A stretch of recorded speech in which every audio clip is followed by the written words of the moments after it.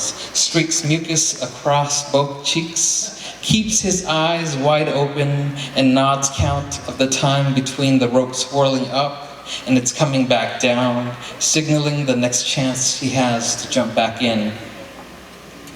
2. She jumps in on one foot onto the squares drawn with chalk swiped from school, plays hopscotch with the other kids using hairpin markers until the sun leaves their shadows to street lights. Then she lays out an open palm for the others to plant their fingers in, recites Ding Ding Dai Kisaki Sai Kiepomoki Jin Dai, and snaps shut her hand on the finger not removed fast enough at chance end. Tells the seeker to cover his eyes, count down from 10 as the others scatter and disappear into the hunched shadows of cars, the sidewalk eye-high lemongrass gardens, or anywhere, nowhere enough to feel safe in. 3.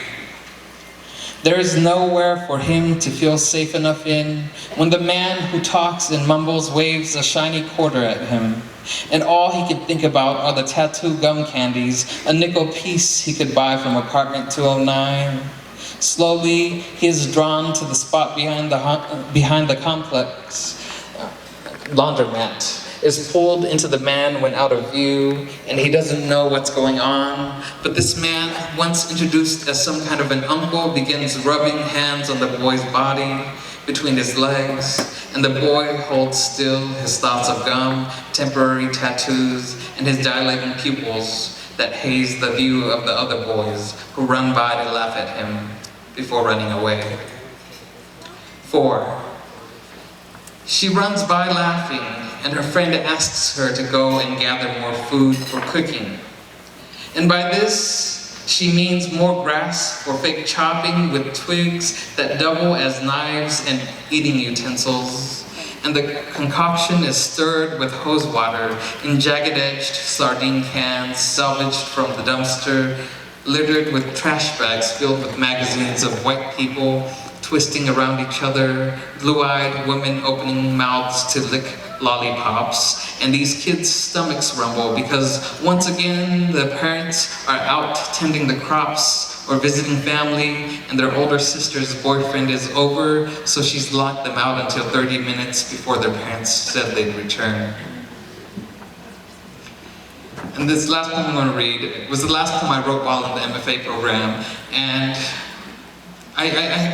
my white, black, and brown colleagues, they come from cultures that have a literary history, and so they have people from generations before them that have written pieces that they could write in response to or echoing, and we all here know that we don't have a literary history. And I was so envious of what they could do. Even the poets that I read, they would write after this poet or to this poet.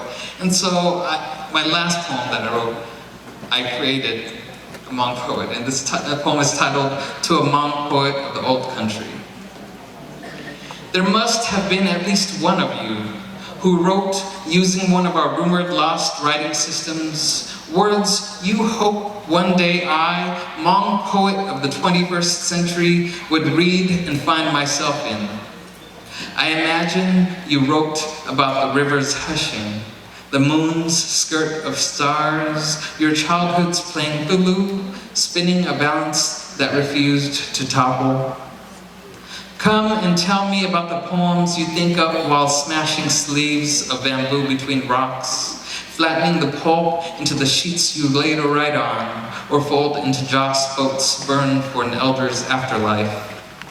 How your poems must have lived full lives, first sung for birds and insects while you tilled your land, song stitching themselves into memory before being whisper spoken into writing by oil lamp. What poems did you write when you learned the Chinese set out to burn your works? When you saw the torches coming down the road and you tossed your books in the river, did you think twice before diving after? Thank you.